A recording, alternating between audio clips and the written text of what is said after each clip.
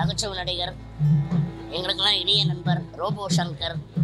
யாருமே எதிர்பார்க்கல இப்படி ஒரு இன்ப அதிர்ச்சி கொடுப்பாருன்னு. எனக்கு இவர் பார்த்தீங்கன்னா 2000 எனக்கு பழக்கம். இவர் முதல்ல பார்த்தீங்கன்னா பூர்ணமல்லியில் ஒரு நிகழ்ச்சியில் தான் இவரை சந்திக்கிறேன். இப்போ இருக்காங்கள மனைவி பிரியங்கா, அப்போ வந்து பார்த்தீங்கன்னா அறிமுகப்படுத்துகிறாங்க, இந்த மாதிரி சங்கர், ரோபோ சங்கர், நான் இவர் தான் லவ் பண்ணுறேன், அதனால் வந்து இங்கே சென்னைக்கு வந்து செட்டில் ஆகிட்டாரு அப்படின்ற மாதிரி சொல்லிட்டு அப்போ தான் நான் பார்த்தேன். அப்போ வந்து பார்த்திங்கன்னா சில்வர் பெயிண்ட்டு போட்டு ரோபோ பண்ணுவார். அப்போ வந்து அதுலேருந்து அப்படியே நிறைய நிகழ்ச்சி நாங்கள் அப்படியே அடிக்கடி சந்திப்போம். காலையில் பார்த்திங்கன்னா 8 மணிக்கு ஃபோன் வரும் எங்கிட்ட லேண்ட்லைன். அப்போ வந்து பண்ணுவார், அண்ணே நான் மதுரையிலேருந்து வந்திருக்கேன், எனக்கு சென்னையில் யாருமே தெரியாது, நீங்கள் எனக்கு நிகழ்ச்சி சொல்லுங்கள் அப்படின்னு சொல்லிட்டு டெய்லி காலையில் 8 மணி ஆனால் கரெக்டாக ஃபோன் பண்ணுவார். சரி சங்கர் நான் சொல்கிறேன் அப்படின்னு சொல்லிட்டு அதுக்கப்புறம் பார்த்திங்கன்னா லட்சுமண் சூரி கிட்ட நான் தான் வந்து ராம் சார் லட்சுமண் சார் சொல்லி இந்த மாதிரி வந்து ஒரு வித்தியாசமாக ஒருத்தர் பண்ணுறாரு, மதுரையிலேருந்து வந்திருக்காரு ரோபோ சங்கர், அவர் வந்து உங்கள் நிகழ்ச்சிக்கு வந்து யூஸ் பண்ணிக்கிங்க அப்படின்னு சொல்லிட்டு நான் வந்து ஒரு ஃபோன் பண்ணி சொன்னேன். அப்போ பார்த்தீங்கன்னா காமராஜர் அரங்கத்தில் இவர் வந்து அந்த சில்வர் பெயிண்ட் போட்டு ப்ரோக்ராம் பண்ணார். அது பார்த்திங்கன்னா நல்லா ரசித்தாங்க. அன்றைக்கிலேருந்து பார்த்திங்கன்னா ரோபோ சங்கர் இல்லாத ப்ரோக்ராமே கிடையாது, லட்சுமண் சூரி எல்லா ப்ரோக்ராம்லையும் அவர் இருப்பார். அப்புறம் பார்த்திங்கன்னா இவர் வந்து யாருடைய பின்பலம் இல்லாமல் தான் அவர் வந்து தனியாக முயற்சி பண்ணி உழைச்சி வந்து நிறைய நிகழ்ச்சி பண்ணி அதுக்கப்புறம் பார்த்திங்கன்னா இந்த லட்சுமண் சூரி வந்து அவர் வந்து ப்ரோக்ராம் பண்ணி அப்படியே அவருடைய இது திறமை வளர்த்துக்கிட்டு அதுக்கப்புறம் பார்த்திங்கன்னா விஜய் தொலைக்காட்சியில் போயிட்டு கலக்க போகுது யார் அப்படியே வந்துட்டு பார்த்திங்கன்னா அதிலே வந்து அவருடைய டான்ஸு அதே மாதிரி பார்த்தீங்கன்னா ரோபோ மட்டும் தான் பண்ணுவார். அவருடைய திறமைகள் பார்த்திங்கன்னா டான்ஸு, அப்புறம் வந்து பலகுரல், இந்த மாதிரி ஒவ்வொன்றா அப்படியே கற்றுட்டு அவர் ஆர்வமாக பண்ணுவார்.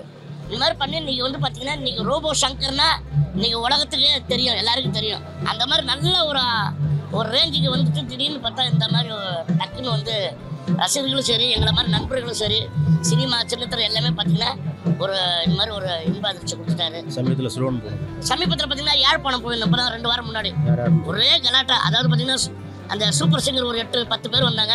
அதில் பார்த்தீங்கன்னா ரோபோ சங்கர் நான் இவர் தான் நடத்தினார், பிரேம்நாத்.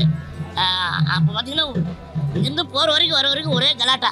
அந்த ஏர்போர்ட்டில் சரி இது பண்ண அவர் இருக்கிற இடம் அது எந்த இடமா இருந்தாலும் சரி அவரும் ஜாலியாக இருப்பார், சுற்றி ஜாலியாக இருப்பார். அந்த மாதிரி ஒரு நல்ல கலைஞன், நம்ம ஒரு நல்ல கலைஞனை, திறமையான கலைஞனை நம்ம வந்து இழந்துட்டோம். அதனால் வந்து என்ன சொல்கிறது, அவங்க குடும்பத்தை ரொம்ப ரொம்ப கஷ்டப்படும். உண்மையில் வந்து கடவுளுக்கு வந்து அவங்களுடைய அந்த குடும்பத்தாருக்கு தேர்த்து கொடுத்து அவங்க வந்து இருக்கணும்.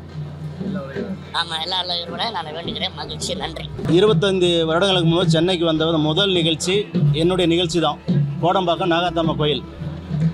அதுக்கு அடுத்தபடியாக என்னுடைய இனிய நண்பர் கிங்காங் அவருடைய நிகழ்ச்சி பூந்தமல்லி.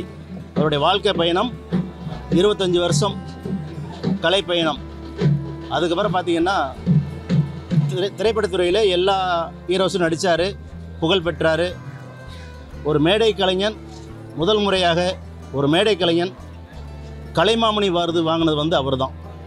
அதுதான் உண்மையிலே ஒரு மேடை கலைஞனுக்கு கலைமாமணி விருது கிடைத்தது என்றால் அது ரோபோ சங்கருக்கு மட்டும்தான் கிடைச்சிருக்குது. அது உண்மையிலே பெரிய ஒரு பாக்கியமாக நினைக்கிறோம். அதே இதுவரைக்கும் யாரும் வாங்கலை. இந்த மேடையிலேருந்து வந்தவங்களில் வந்து அது ஒரு கலைஞனாக ரோபோ சங்கர் வந்து அந்த குறைந்த வயதில் ரோபோ சங்கர் வாங்கினார். அது உண்மையிலே எல்லாருக்கும் பெருமை. ரோபோ சங்கர் பற்றி சொல்லணும்னா ஒரு ஆரம்ப காலங்களில் வந்து அந்த பெயிண்ட் பூசிட்டு அந்த பண்ணதுனால ரோபோ சங்கர்ன்ற பேர் அடைமொழி அவர் எடுத்தார். அதுக்கப்புறம் நடிகர் ரோபோ சங்கர் வந்தால் கூட அந்த அடைமொழி உலகம் ஃபுல்லாகவே அந்த ரோபோ சங்கர். அவர் போகாத நாடுகளை என்னுடைய நிகழ்ச்சியில் ஆயிரக்கணக்கான நிகழ்ச்சி நடத்தியிருந்தாலும் அவருக்கு இதுவரை ஒரு 18,000 நிகழ்ச்சி நிறைவு செஞ்சுருக்காரு. அது மட்டும் இல்லை, லாஸ்ட்டாக நாங்கள் வந்து ஸ்ரீலங்கா போயிருக்கும்போது 2-3 இங்கே வந்து சென்னையில் 2 நிகழ்ச்சியில் கலந்துட்டார். 2 நிகழ்ச்சியில் இவரும் கலந்துக்கிட்டார். அதுக்கப்புறம் நாங்கள் 5ஆம் தேதி காலையில் நாங்கள் எல்லாருமே ஸ்ரீலங்கா ஃப்ளைட்டு போகிறோம். கிட்டத்தட்ட ஒரு 13 பேர் போகிறோம். 5ஆம் தேதி நாங்கள் இறங்கிட்டோம். 6ஆம் தேதி நிகழ்ச்சி, 7ஆம் தேதி ரிட்டன் ஆகிறோம். அந்த 6ஆம் தேதி நிகழ்ச்சியில் அவர் என்ன சொன்னார்னு தெரில. அவர் இறக்கிறதுனால சொன்னாரா அப்படின்ட்டு எனக்கு தெரியலை. நான் இது வரைக்கும் 18,000 நிகழ்ச்சி நிறைவு செஞ்சுட்டேன்.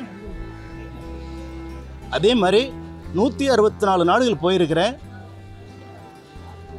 எனக்கு வந்து அண்ணனும் சரி இவரும் சரி 2 கண்களாக இருந்து என்னை பார்த்துருக்குறாங்க. முதல்ல என்னை வந்து இந்த உலகத்துக்கு அறியப்படுத்த பிரேம்நாத் அண்ணன். அடுத்து வந்து லட்சுமண் சூரி போனதுக்கப்புறம் தான் நான் உலகத்தில் பேர் வாங்கினேன். ஸோ அந்த அளவுக்கு கிட்டத்தட்ட 50-60 படம் எல்லா ஹீரோவும் நடித்தா கூட எனக்கு இந்த மேடையில் தான் என்னுடைய உயிர் போகணும்னு நினச்சாரு. அது என்னன்னு தெரியல, ஒரு துதசமும் தெரியல. அவர் பேசின பேச்செல்லாம் வந்து எங்கள்ட்ட வீடியோ இல்லை. ஸோ அந்த அளவுக்கு ஒரு மனப்பூர்வமாக பேசினாப்புல. ஸோ ரோபோ சங்கர் மாதிரி ஒரு கலைஞன் இனிமே ஒரு எல்லோரையும் இன்னைக்கு இருக்கக்கூடிய ஹீரோஸ் எல்லாத்தையுமே வந்த என்னுடைய அன்பு தம்பி சிவகார்த்திகேயனாக இருக்கட்டும், நைட்டு வந்த நம்ம தனுஷ் சாராக இருக்கட்டும், எல்லாரையுமே தனுஷ் சார்லாம் பார்த்தீங்கன்னா விடாமல் அந்த ஷூட்டிங் ஸ்பாட்டில் வந்து அந்த ரூமில் வந்து அவரை வச்சு ஏதாவது சங்கர் எதாவது பண்ணுங்கன்னு கேட்டுகிட்டே இருப்பார். அதே மாதிரி தான் சங்கரேன்ட்டு அடிக்கடி சொல்லுவாப்புல. அஜய் சார் வந்து அந்த 65 நாள்லையுமே பார்த்தீங்கன்னா சங்கருடைய காமெடியை கேட்டு தான் அவர் தூங்குவாராம். சாப்பிட்டுட்டே இருப்பாராம், அவருடைய காமெடி பண்ணிகிட்டே இருக்கும் சங்கர் அப்படின்னு.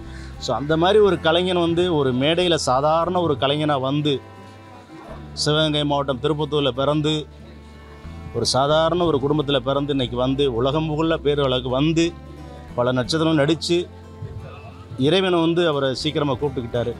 என்னன்னு தெரில, அது உண்மையிலே எங்களுக்கெல்லாம் பெரிய இழப்பு. அதை விட ஒரு பெரிய இதுனா இந்த இடம் வந்து 5 மணிக்கு மேலே என்ன சொல்ல போகுதுன்னு தெரில. ஸோ இனி எப்போ நாங்கள் பார்க்க போகிறோம் என்னன்னு தெரில. பெரிய இழப்பு. எங்கள் மேடை கலைஞர்கள், எங்கள் தமிழ்நாடு மேடை சங்கத்தில் ஒரு காப்பாளராக இருந்தார். தமிழ்நாடு மேடைகள் முன்னேற்ற சங்கத்துக்கு ஒரு காப்பாளர் இருந்து ஒவ்வொரு நிகழ்வும் கலந்துக்கிறாப்புல. அது எது ஷூட்டிங் எது இருந்தாலும் சரி, இவரும் சரி அவரும் சரி, அந்த சங்கத்துடைய அந்த காப்பாளன்ற முறையில் வந்து கரெக்டாக காத்துக்கிட்டு கடைசி வரைக்கும் நடந்த பொதுக்குழு எல்லா சங்கத்திலும் வந்து கலந்துக்கிட்டார். ஆனால் இன்றைக்கி அவர் வந்து எங்களெல்லாம் ஒரு ஆழ்ந்த துயரத்தில் விட்டுட்டு நாங்களாம் அது ஏதோ கண்டிப்பாக ஒரு மிரகல் நடக்கும் அப்படின்னு நேற்று நைட் வரைக்கும் நாங்கள் நினச்சோம். இறைவன் பறிச்சிட்டாரு. அவர் எங்கள் குடும்பத்தை இறைவன் நல்ல வழியில் வழி நடத்தணும். அதான் எங்களுடைய நண்பர்கள் எல்லோருடைய ஆசை. அவர் பொண்ணையும் பிரியங்காவையும் ஒரு மருமகனையும் இந்த உலகம் நல்லபடியாக பார்த்துக்கணும், அதுதான் எங்களுடைய ஆசை. அதே மாதிரி இந்த செய்தியை கேட்டவுடனே உடனே அடுத்த நிமிடமே வந்த துணை முதல்வர் அவர் வந்தாங்க. அதே மாதிரி எங்களுடைய குடும்ப உறவு கிட்டத்தட்ட 30 நாள் எங்கள் குடும்ப உறவு தனுஷ் சார் வந்தார். அதே மாதிரி இந்த மேடையிலே நான் ரோபோ சங்கர் இவங்களாம் ஒன்றா பணியாற்றின என்னுடைய அன்பு தம்பி சிவகார்த்திகேயன் வந்தார்.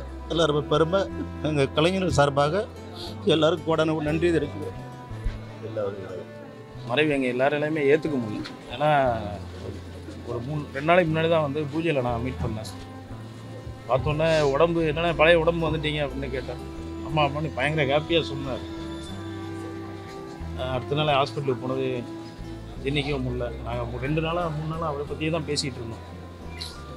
ஆனால் இப்படி ஒரு சொல்லப்போனால் நல்லா வளர்ந்து வந்துக்கிட்டு இருக்க டைமில் இப்படி ஆகணும் யாருமே நாங்கள் எதிர்பார்க்கல. ஒரு ஜாலியான நல்ல நண்பர். ஏன்னா மக்கள் பண்ணி ஜாலியாகவே இருப்பார். அவர் இருக்கிற இடத்த எப்போவுமே சந்தோஷமாக வச்சுக்குவாப்புல. அப்படி ஒரு சக கலைஞனை வந்து நாங்கள் இழந்துட்டோம். நம்ம எல்லாருமே ஒரு நல்ல நடிகனை இழந்துட்டோம். ரொம்ப வருத்தமாக இருக்குது. இறைவனை ஒரு ஆத்மா சாந்தி அடையணும்னு இறைவனை வேண்டிக்கிறேன். அவங்க குடும்பத்துக்கும் ரொம்ப வருத்தத்தை தெரிவிச்சுக்கிறேன். சொன்ன மாதிரி யார் கண்ணோ பட்ட மாதிரி தான் தெரியுது. ஆத்மா சாந்தி அடையும்.